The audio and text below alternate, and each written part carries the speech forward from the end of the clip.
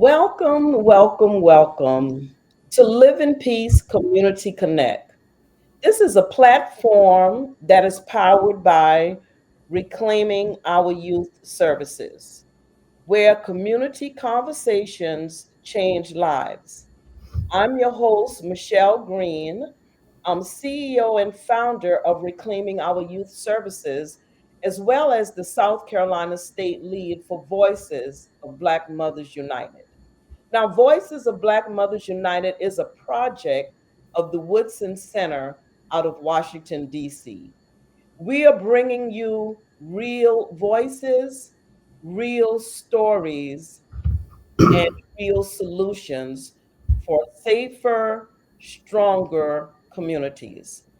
I ask you right now to please share this live with your family, friends, and everyone that you love. Join us in building strong, healthy communities. Originally, our thought was to conduct community connects in communities around the state, but with some careful deliberation and prayer, our organization decided to try a virtual platform, hoping to reach more of our youth and families. So, like I said, please comment, share, and support. So far, we have held two community connects, one with Wendell Manigault entitled Life After the Trigger. This young man was left paralyzed from the neck down. And then we had Brian Howard. He told us about how the streets lied to him. He served 28 years in prison.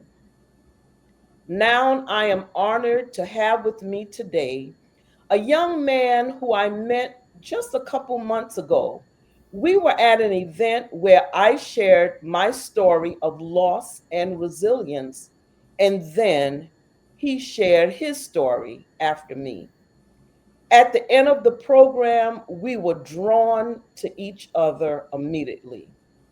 Our stories connected so much because both of us had experienced losing a child to gun violence. But then our stories split. You see, someone took the life of both of my sons, but Mr. J.D. Wise, he and his family are enduring another type of journey. His son, Dalton, took his own life. The thought of JD being able to share his story this evening in hopes of helping others is truly amazing. So I encourage you to share this live, either now or after it is over. Let's work at helping our young people and trying to do away with the gun violence. So I introduce to you Mr. JD Wise. Can I just call you JD for tonight? Yes, ma'am. Absolutely. All right. Well, thank you so much for joining us. And I've had others on this live, and I do a lot of this work, but you are the first individual that I'm actually speaking with on this platform whose child took their own life. So I just applaud you because gun violence is gun violence, and losing a child is a grief that I wouldn't wish on my worst enemy. And I don't think I have an enemy, but I wouldn't wish that on anybody. So I applaud you for being here tonight. Thank you so much. I'm going to give you a chance to tell us just a little bit about you and what you do in my hometown of Moncks Corner, South Carolina. Yes, ma'am. Well, thank you for having me. Thank Yeah, you for allowing me the opportunity to talk about my son. yes. Um, my name is J.D. Wise. I am a police officer in the town of Moncks Corner. I have been an officer since 2006. I am currently on the Uniform Patrol Division, which means I'm in a marked car, answer 911 calls. Um, that is pretty much my life. Law enforcement takes a lot of time. Um, Yes, well, that is good, and it's amazing because the job that you do and what you encountered, I can only imagine, what happened, but we'll get to the story of when this incident happened and where you were at the time. Yes, ma'am. So let's start.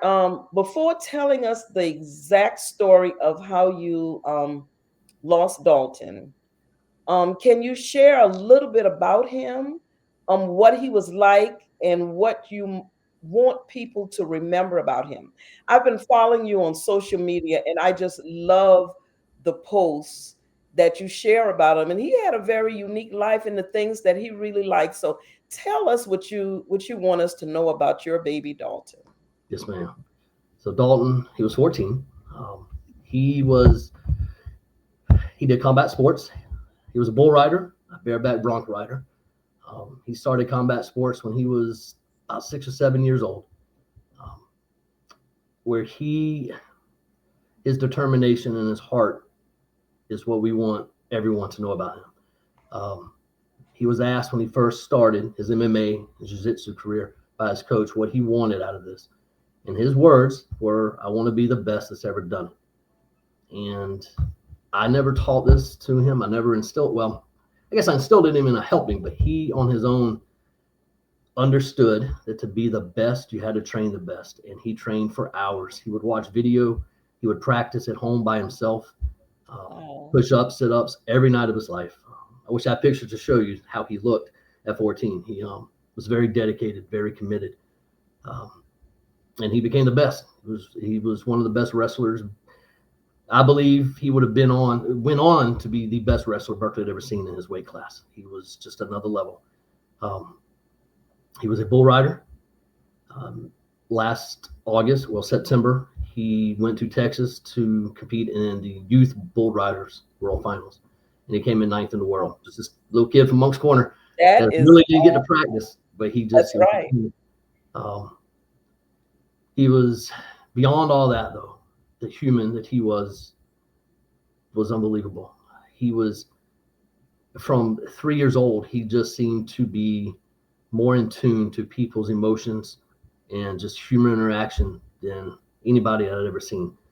Uh, for a long time, we just thought we were looking at it through parent eyes. That our kid's special, but everyone that met him would tell us that I saw that. there's something different about that kid. There's just something Wow. different. Um, I had someone come to me um, after he passed, and they were in class, uh, kind of by themselves. No one talked to him, and this popular kid came up to him and said, "What's your name?" "My name's Dalton. We're going to be friends." And that was the person that he was. This is a kid that could literally twist up a grown man into a pretzel. I mean, he was an amazing wrestler, but you'd never know it. If you met him, you would never know that he was a trained fighter, that he rode bulls. His accolades, he just didn't talk about it. He didn't brag about it. He was truly an amazing soul, and he cared about other people. And that's the thing we want people to know about him and really remember. It wasn't just his achievements. It was the human that he It was was. it was it was who he was. It Yes, was ma'am. who he was. And I just got a message that because we're talking about suicide, I think YouTube dropped us, but we're still going on Facebook. So Okay. if anybody had planned to listen on YouTube, I wasn't aware that they wouldn't take it, but that's okay. We're just going to keep going on because I truly believe who is supposed to hear this is going to hear this tonight. Yes, ma'am. And I think about what you said, and I think about my sons and how they lost their lives, and so many other individuals. And I really feel, and we're going to get on with the interview, but I just feel God is prompting me to say this right now that I firmly believe that He's coming back soon. That I'm a firm believer in Jesus Christ. I believe He's coming back soon, and I feel that He needs strong young people that's coming with them. So, JD, I feel my sons Isaac and Carlton and Dalton are going to be on that cloud. They're going to be leading the group when he comes back. Yes, ma'am. I firmly believe that. I firmly believe that. So now let's talk a little bit about Dalton. And you have told me a little bit about the story, but I know our audience doesn't know. So we're just going to go through our questioning like I Okay. normally would. Yes, ma'am. Looking back, were there any signs or changes that you noticed that parents should be aware of? If a parent has a child and you're not sure what's going on with them or her or whatever, just looking back and just let me know, were there any signs or changes that you noticed? So my answer to that question when I've been asked has always been absolutely zero. Dalton Oh, was an impulsive suicide. And we'll talk a little bit later about the events of that day, but it okay. was an emotional response from something that happened then that he acted on. So I've always said there were zero signs. It wasn't until you were talking just now where it kind of hit me. Before he went upstairs, he was kind of picking at his food, and his mom asked him what was wrong. And he said the words, "I'm anxious about you going through my phone." But he was Dalton. We had no reason to think those words meant anything other than he was just upset. But I believe now, if I hear a teenage child say, "I'm anxious," and they're acting different, he was kind of picking at his food, not acting like him, Mhm. that maybe there was a sign, just Okay, didn't know it at the moment. But it that's was only moments before it happened. Um, but maybe there was, we just didn't realize it at the time. yeah. And you know what? You think about it, and when I think of suicide, I think of long term signs. Mhm. But like you said, that one time at picking at his food, I think I wouldn't think that would be a sign that I have to look out for. Maybe not necessarily a sign that something bad Yeah, is about to happen, but a right. But it's sign, different. open to communication, talk, There make you go. make them talk and tell you why they're anxious and how it can be fixed to where they're not anxious anymore. Maybe Exactly. that's a better way of saying it. Not so much that there was a sign of what was about to happen, because it Right. wasn't, Exactly. but for other families out there whose teenage boy says, "I'm anxious about this," Okay. talk, talk, because Dalton was the epitome of this could happen to anyone.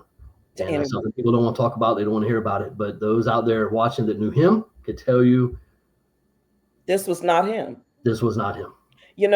After losing my first son, I had just lost my husband and my mom and my dad a couple years earlier. So my book was entitled Anything Can Happen. So I think that kind of goes for what you're saying with Dalton, because you would never expect this to happen. So this is another point that anything can happen. Absolutely. Anything can happen. So tell us a little bit about that day. So, And I know we're right at a year. I think it was September the 11th that Dalton passed away. yes, ma'am. Okay, so tell us leading up and your story of what happened to Dalton. So, his mom and I are divorced. We've been divorced about 9 years. Okay, But we have a very good working co parenting relationship. and that's He beautiful. was, that Yes. was a Wednesday. He was supposed to come home with me that night, but he wanted to go to youth group at the church. So, I wasn't going to tell him he couldn't come with me. So we have a great relationship where if a night that's supposed to be hers, he wants to come with me, he can. A night he's supposed to be with me, he wants to stay with her, he can. So he stayed with his mom, so he can go to youth group. And I went and picked up my daughter and went to West Ashley. So he went into the building, checked in with a friend, and then they went out the building and went out to her car just to hang out. They didn't do anything bad. They were just hanging out. But when the next group started, he wasn't there. So they started looking for him. So the church looked all around for him, couldn't find him. His mom got a call from the pastor. Then they finally found him in the parking lot of the car. So he was very embarrassed that the church had to go looking for him. Okay. So Dalton, in his 14 years, I cannot remember a single time where he even backtalked. He did not get in trouble at all. But he broke the rules of the church. So we took his phone. Well, she took his phone. And I decided, let's go through it. Let's just make sure he's not doing anything dumb. Right. And Right. so he almost refused to give her the pin to the phone, but he eventually did. And that's when he was eating, and she noticed he was kind of picking at his food and asked him what was wrong. And he said, "I'm anxious about you going through my phone." And he went upstairs. She started going through it. we won't go into detail. She found a little bit of stuff that made her text me like, I'm not going through this phone anymore. I can't do this. Okay. So I called her, and I was laughing, that she's finding out that her little baby is not a little baby anymore. Right. And so he got on the phone, and I asked him just about things that were on the phone, and don't be stupid and don't do stuff you shouldn't do on that phone. And told him just to get upstairs and go to bed. And so he went upstairs. Amanda and I continued to talk for a little bit, and she yelled, "Dalton, what was that?" And his words were, "I'm just getting in the shower, Mama." And to this day, I cannot articulate why I knew what she thought she heard. And I told her, I said, I have no idea why, but I know exactly what you thought you heard. And she said, "JD, I swear that sounds just like that shotgun racking." And it was Sound just like what now? Can you a say shotgun racking. And then the blast went off. And I heard that. And then his mom started screaming his name. And then obviously the phone went dead so she could call 911. So I got dressed, and I got in my cruiser, and I drove to Moncks Corner. But he was gone before I got there. So the stuff that was in his phone really was not even a big deal at all. But in his 14-year-old mind, it was catastrophic. And he truly acted impulsive in a moment. He grabbed it and did it without thinking. The conversations I've had with his friends before he left the church that night, the things he said about his phone before his mom got it, and knowing him the way we do, I know that he never thought of taking his own life until the moment that he did it. Okay. I never had a conversation with him about suicide. There was no reason to. He was Dalton. He was the most happy. He was popular, fun-loving, just amazing soul. And he had a future that he wanted. The month he died, he was going to start taking flying lessons. He wanted to be a pilot in the Navy. Wow. And he couldn't solo till he was 17, but he could take all the classes. And then when he was 17, solo. And in his mind, he knew with his grades and his wrestling accolades, he'd get into the Navy Academy. Easy. And as he put it, if I'm a pilot when I graduate high school, I know the Navy would take me. That's why. That's what he was working towards. That he made goals in life and worked towards those goals. He was amazing. So tell me, how much time lapsed between you talking to him, when the pastor, got him at church, and you said you were going to go through the phone, to the time that he actually took his life?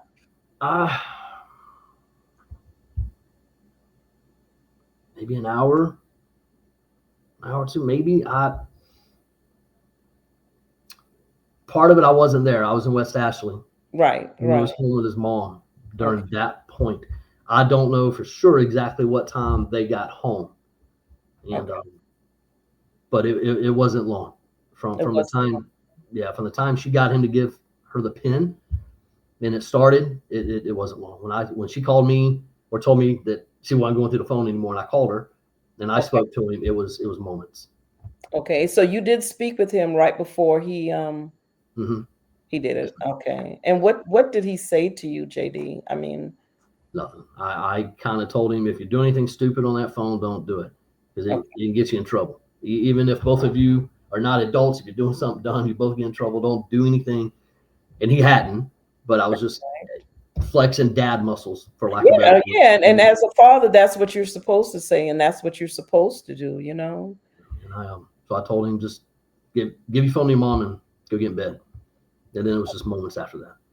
Okay. So you said your ex-wife, she heard a rattle, and that was the gun rack? That was him racking it. Yes, ma'am.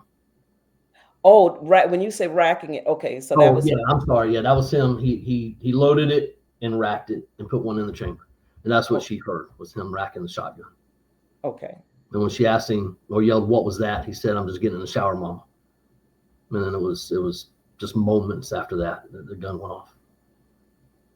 Okay. I can only imagine. I can only imagine. I work with a lot of moms who have lost children to gun violence, and so many um, have been able to go to the site Mhm. of where the incident occurred. And I've heard about, how it felt there, seeing their child, laying there or whatever.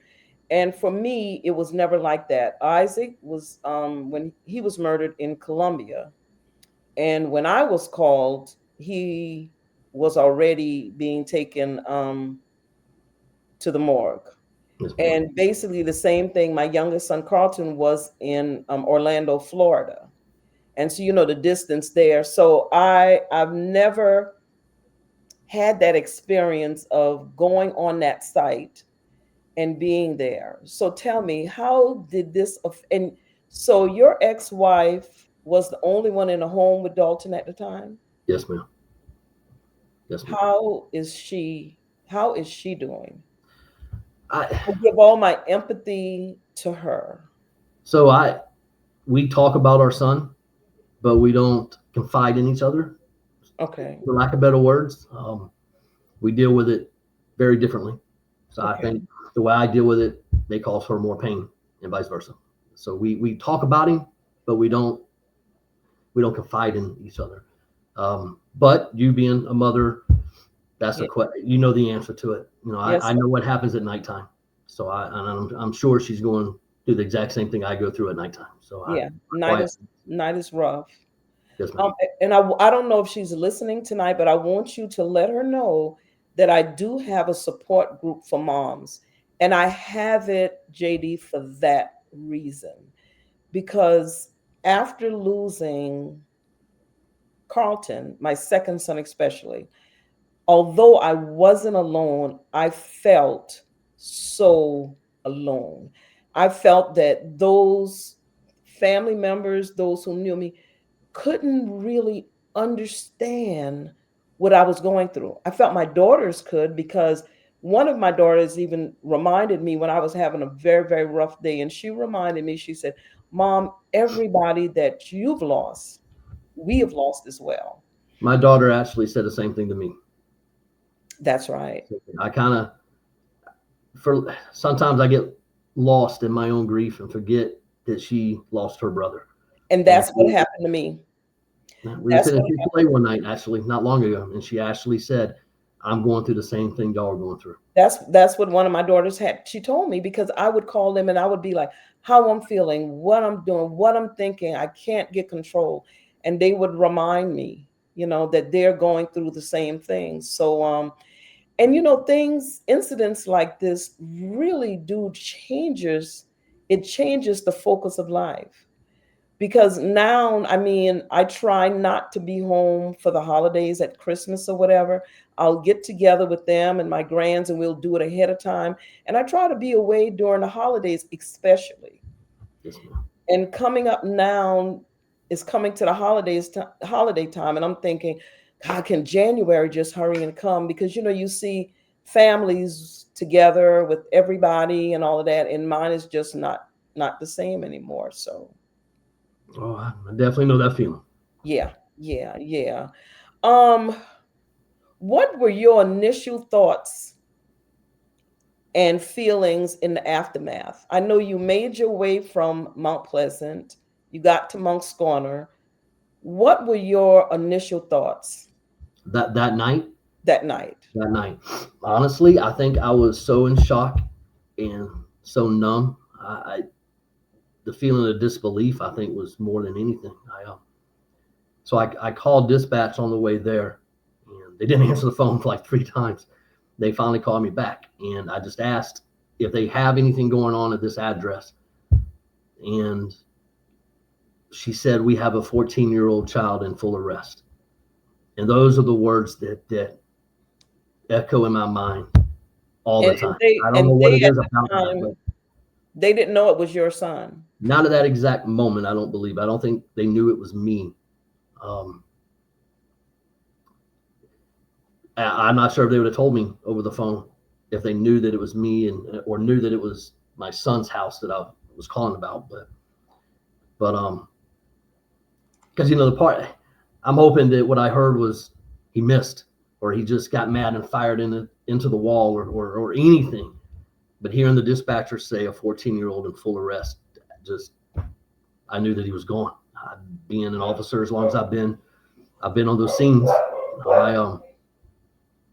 So that 40-minute drive to Moncks Corner, I knew when I got there, she lives in the county's jurisdiction, so there were some deputies standing outside. So I knew by then they knew who it was, and they were probably told, don't let him in the house, I'm sure. And so when I got there was only one deputy that I knew, and I asked him, is he gone? And he just, officially he can't tell me, but he gave me that look. And the rest, I was just numb. I couldn't. It didn't seem real. There was no way that I had just lost Dalton. There's just no way. It's not possible. Not a light that bright. Just not in this manner. It couldn't be. It couldn't be real. And then people started showing up. My entire command staff showed up that night, from the chief down. The entire command staff. The coroner came out. He wasn't on call that night, but he came. The rest of it, it's just a blur. Yeah, it was probably weeks later before I kind of started realizing what was going on around me. Yeah. But you know how that is. That moment you stop seeing in color at that moment. Exactly. You stop seeing in color. And I think it took me, honestly, about 4 years after losing Carlton, because I think because it was number 2, I just couldn't get it. I just could not understand why. I felt that I had done everything that I should have done, and I think that's what hurt me more than anything, because this was the second one, and I doubted myself. I was very close to having a breakdown. I was very close because I just couldn't understand why.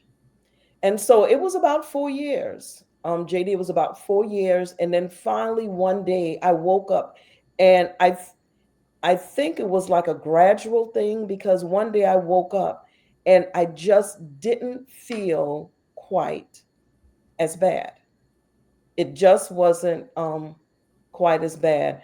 But it is a journey. It is a hard journey. And when I heard your story, I couldn't even imagine, you know, because I lost my children by force. Yes, ma'am. But what Dalton was going through in his mind. What advice would you give to parents? And I know I got a list of talking points, and most of them point to um, a child who might be struggling with suicide thoughts. Yes, ma'am. So you don't feel that before this event with the phone that he had ever struggled with any type of suicide thoughts before? I believe not a single thought. Not a single thought. We have too much information of the events leading up to that moment. I know it was very specific and impulsive. Suicide was just, and my advice is always going to be the same, and that's communication. Dalton lost a friend a year before to suicide, and I asked him, I said, "You all right, buddy?" "Yes, sir." And that was it. That was the extent of our conversation. I had absolutely no reason to talk to him about suicide. None. There was no reason. Right. Now, if I had, would it have changed anything that night? Who knows? There's no way to know. But it might have. If I put something in his head to where when he had that moment of anxiety and that was his thinking, if we had talked about it, maybe it would have given him one more minute to think. And I will always believe if he had thought for one more minute, he wouldn't have done it. So my advice is, so this was a pretty close friend of his that committed suicide? He was a buddy. I don't think they were in the same circle of friends, but they were friends. They knew each other. But when that happened, I didn't use it as a time to be able to teach or to talk to him, because it was just something, one, as we all know, it's a hard subject to bring up and to talk about, because one school of thought is you don't want to put it in their heads, which is probably why YouTube dropped this tonight. Exactly, No one exactly, wants to talk about it, but every TV show has it. Netflix has teenage suicide shows, songs. It's already there. So exactly. get ahead of the curve and talk about it, because you bringing it up, it's not the first time they've heard it. It's It's in not the songs first and time TV we've shows. heard it. So Yeah. things like YouTube, I feel they just did a disservice to people by dropping it, They because really they did. They already know. They really already did. think of it. I'm not sure if it was picked back up, but the girl who was helping us set everything up, she told me as soon as we started talking about suicide, it was dropped. And And that's that not, is sad because it's happening. yeah, us talking about it is not put in their heads. Like I said, there's TV shows, songs, it's already there. So that's just something I never thought about, though. And if I had talked about it with him and just told him, there's going to be a moment in your life where you feel overwhelmed. That's just human. It's going to happen. You're going to feel overwhelmed. You're going to feel in a moment that everything's crumbling around you. Yeah. That's going to happen to everybody. And when those moments come, you can get through it. This And if is I what you had, do. yes, ma'am. Exactly. Exactly. And, Exactly. and Um, I can't stress enough that Dalton passing this way is proof that it could happen to anybody. okay. So talk to your kids, and I believe, and I'm not professional, but I do believe with those conversations, and you put it in there, that if they do have a moment of that kind of anxiety, they may think about it. That, all right, you know what, I knew this was coming, I could get through it. I could Or get through they'll it. think of That's right. Dalton. And And and I and I feel that nothing could have been that bad in that phone for him to take his life. It couldn't have been anything that bad in the phone. And I don't know if he was thinking, what would be said or whatever, or what would you think? But he was a young man. yeah, it was nothing real bad. I think it was a mixture of the embarrassment of the church having to look for him, because that bothered him, that the church had to look around and try to find him. And I think Okay. it was a mixture of that, and then the phone was just the last piece of the puzzle, and it was overwhelming for him. I got you. I got you. So I know you said that you and your wife are divorced, but y'all co-parent, really good at co-parenting. Have y'all been able to help each other through this tragedy? That's a hard one to answer. We don't confide in one another. Okay. Um, that sounds bad. It's not that we would be there for one another, but we Right. don't we find comfort in other ways. Okay.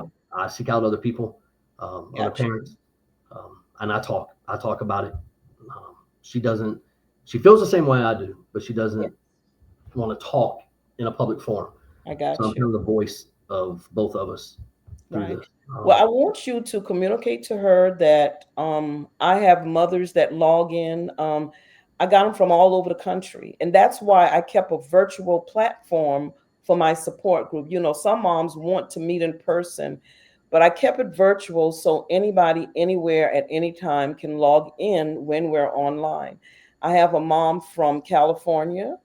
I have Baltimore, Chicago, who log in, and I send reminders Mhm. that we are going to do the first Monday of every month. I try to get people who can support us as moms um, to be on, to just kind of help with the conversation and help with easing the pain. And we talk to them, and it's amazing because now I'm talking to a dad, and every time that we have talked, we share the same emotions. And it's something I'm thinking, we say, for my support group, and, like I said, I'm with the Woodson Center out of Washington, D.C., and it's Voices of Black Mothers United.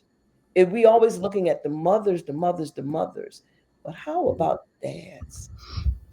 Yeah, the world definitely does favor moms. For Yes, lack of better words, that sounds horrible to say it that way, but it does. When someone talks about the loss of a child, it's always the mom, the the mother. mom. Uh, Yeah. and I want to say this the right way. Okay. I I mean, He was a mama's boy. He Okay. was. He had his mama wrapped very tightly around his finger. Right. But that boy was mine. He Yes.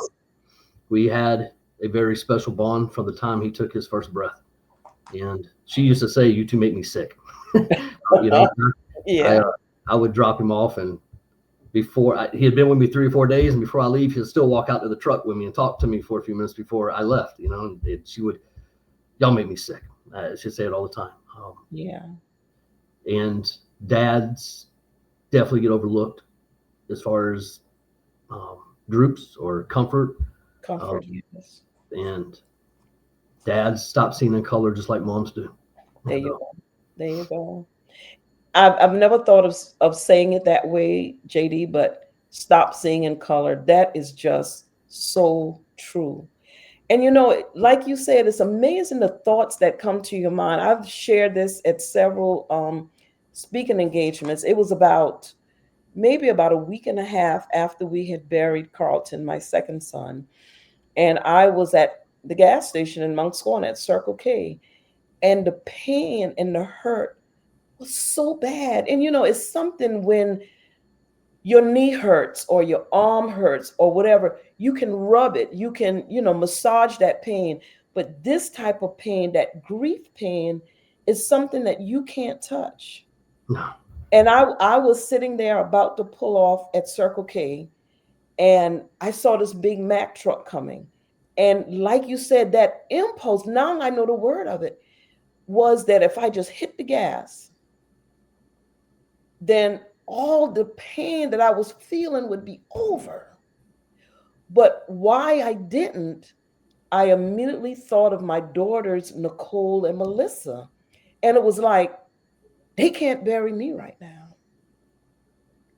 They can't bury me. But I never knew a way to express it. And now I know that was an impulse. And the thoughts that I had were, this pain will be gone if I just hit the gas now. you said it absolutely perfectly. And I said in one of my speeches that us as adults have those moments, but we're adults and we can rationalize it and Exactly. think through it. 14-year-old, 15-year-old boy or That's girl, right. their minds don't work yet, and they have No. that impulse and they act. And That, now I know what it was, but immediately I thought, because right away I just wanted the pain to be gone. I just wanted what I was feeling to be gone. And what I wrestled with, I was in education for 32 years, and I had been there and helped so many parents with their children. And I had buried both of my sons. So, but now I know what it was. It was an impulse. mhm. And I can see what you're saying about Dalton. And he didn't have that mature mind to say, tomorrow's going to be a better day. Oh, once they go through the phone, it'll be over. Yeah, exactly. 'Cause he wanted to win more championships, and he wanted I've, to fly. I've He wanted looked to at fly a your fighter face. off an aircraft carrier. Yeah, I've looked at your Facebook page, and boy, he was a rough character with riding those were bulls Yes, or ma'am. Bulls. He rode bulls and bucking horses. and bucket horse. Okay. So he was an awesome young man. Who's an awesome young man. Um, so is there anything that you want to share um with individuals that's on this live? We are going to share it through Facebook, but I'm going to still try and see if it'll post to YouTube. Once it's not live, if it'll just post there, we'll see. But what is something that you want to share with parents about what you've experienced, how you and your family are making it through your day-to-day life now? What I want to share is to communicate with your kids, to talk, to have an open line of communication, and give them a spot where if they do feel overwhelmed, that you're a place that they can come and talk to, or let them know that it's okay to talk to somebody and to get through it one more minute if that moment comes, to think through for one more minute. Myself, to get through this, we created kind of a logo of him in a website called livelikedalton.com. I don't know if you'll be able to see it. I got it tattooed on my hand, but the logo is Okay. it's actual images of him, but one is a wrestling picture, one is him on a bull, and the other is a barbell across the bottom because he was an avid weightlifter. Okay. In the livelikedalton.com, his mom did a write-up on him as far as his life, his work ethic, how hard of a drive he had to be great, because that's what he wanted. He wanted to be a champion at whatever he did. And it's part trying to inspire others to be the best version of themselves, because that 14-year-old boy was a better man than most men that I know. And it's, if you want something in life, you go get it. You make a plan, you work towards it, and you work hard. He made me work harder at things that I did. Right. But it's to spread that gets me through the day, talking about him and trying to get people to be better versions of themselves, / mental health. Yes. To talk to your kids and adults when those moments come, think through for one more minute. And if Dalton's story, if people can go to that website and watch his videos, read his story, watch video, if that moment comes, they may think, all right, this 14-year-old boy was on his way to being something great. That's right. I'll do it for him. And if that can get someone through that moment, that's what gets me through is when he was 2 or 3 years old, we knew beyond any shadow of a doubt that he was going to be famous, or that he was going to change the world. That he was destined for something amazing. I never dreamed that it would be through his death, but I still feel that he can change the world, that he can make people better. He can save lives. We just want his name to be spoken. Exactly. And that's what I feel too. His name will live on and he will change lives, but it'll be through you and his mom. And sharing this, being transparent enough to share your story, to share your journey, is going to save some lives. And it is going to change the world. So you said the website is? It's livelikedalton.com. It's when he was in 7th grade, the school district did a piece on him. He was going to Texas for the World Finals. So that video is on there. His mom did a write-up on him about his life. And there is a part about that night. She goes in pretty good detail about what happened that night also.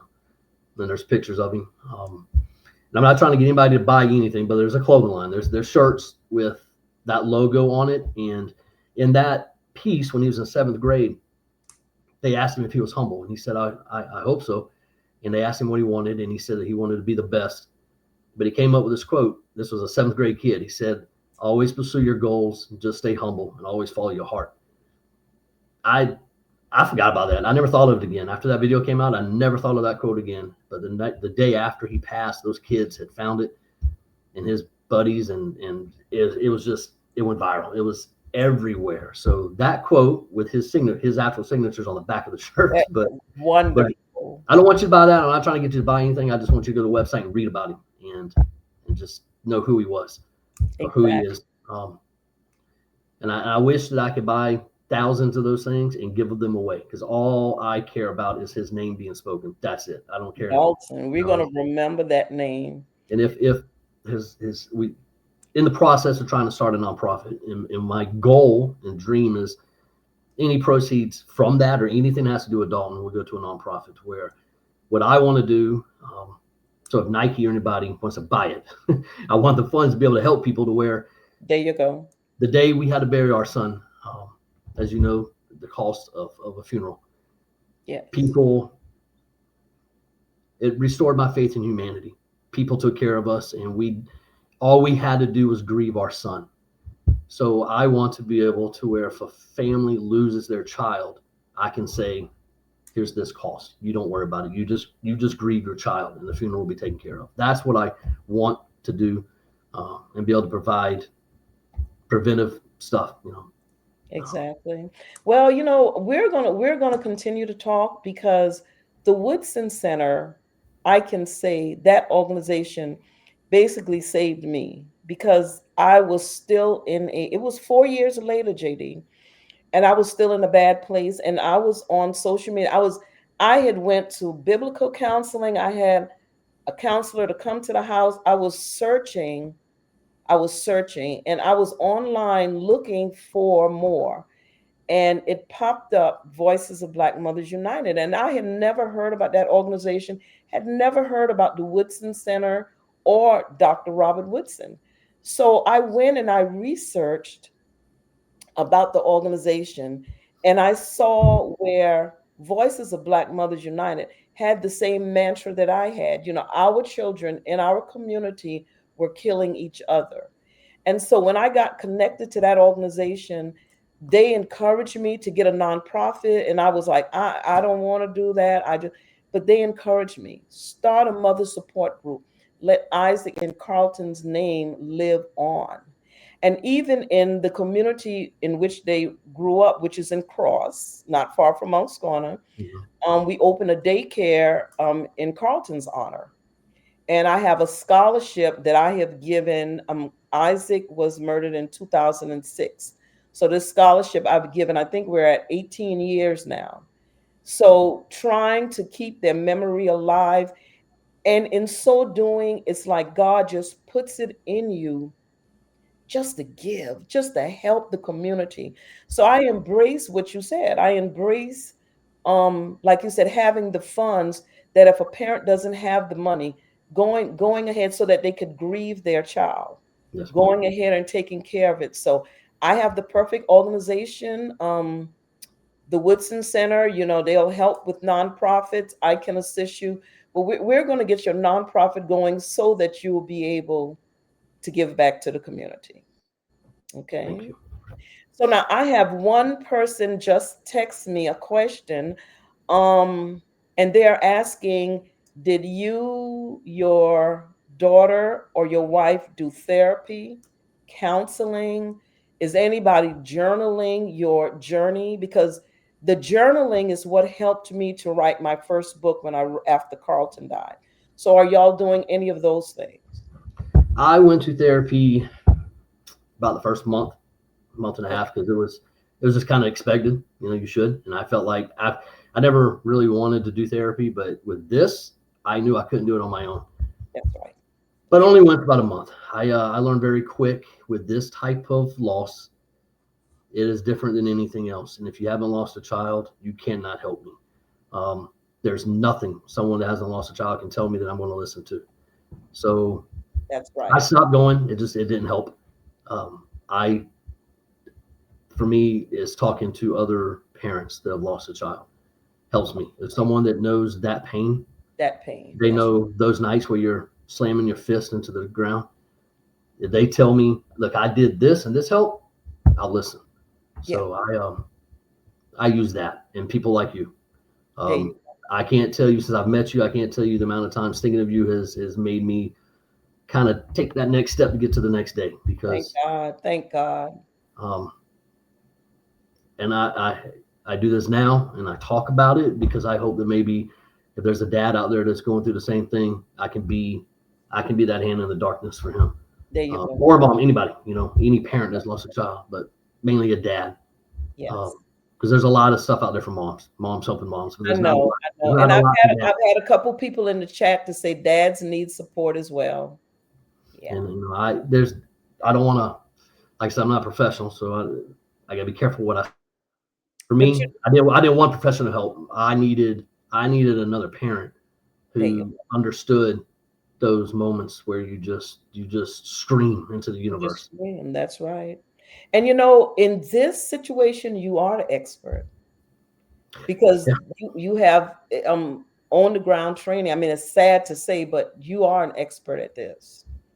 So I just thank you so much for this conversation.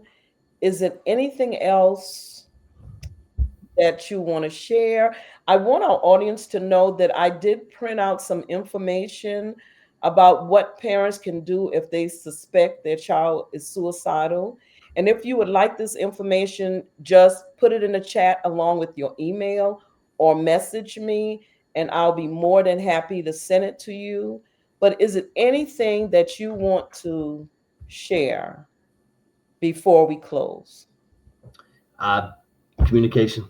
I can't stress it enough to talk to your kids. Talk, talk, talk. Let there be a very open line of communication between you and your kids, and discuss the hard subject. Because I can't emphasize it enough that I never had a reason to worry about suicide, ever, never, and it could happen to anybody.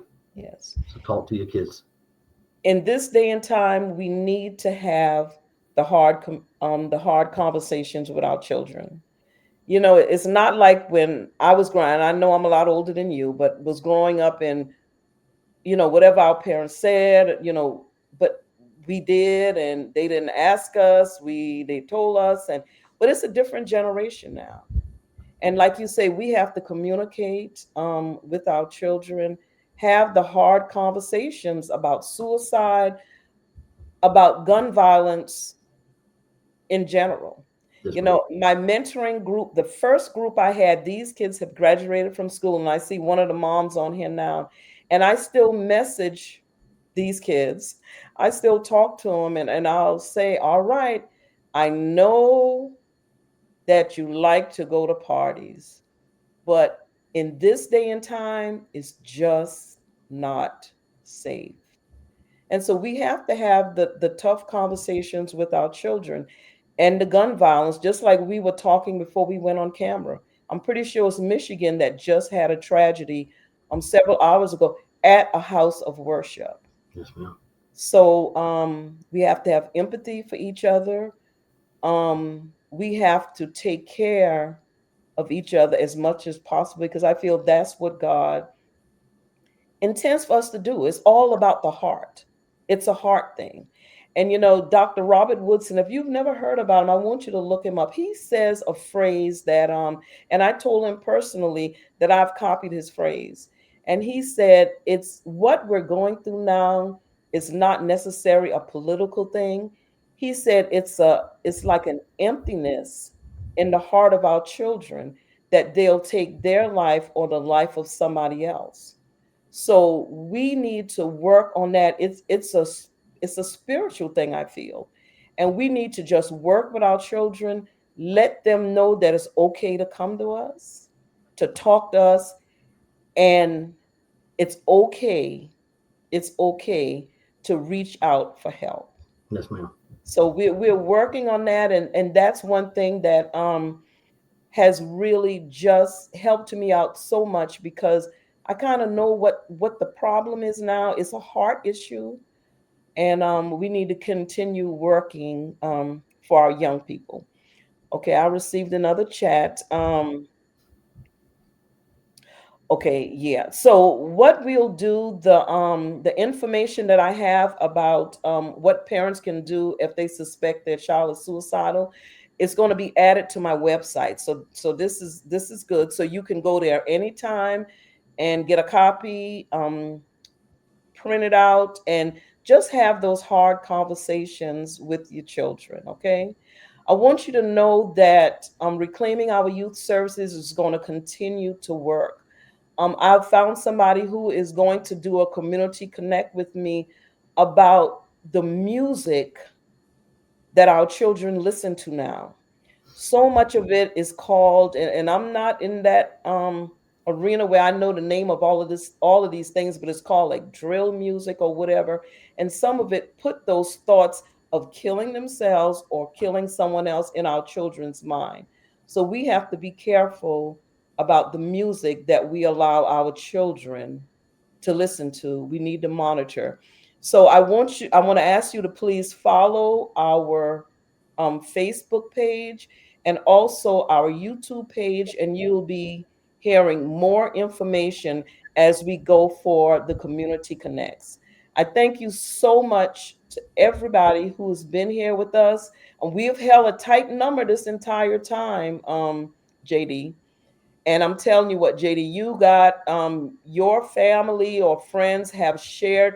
I've had more hits on my website over the past week and a half that I've had in a while. So, You got a lot of good people behind you. To God be the glory. And we're going to continue with the work. Thank you. We're going to continue with the work. And like I said, if you would like to become a community affiliate with the voice, with the Woodson Center, just let me know.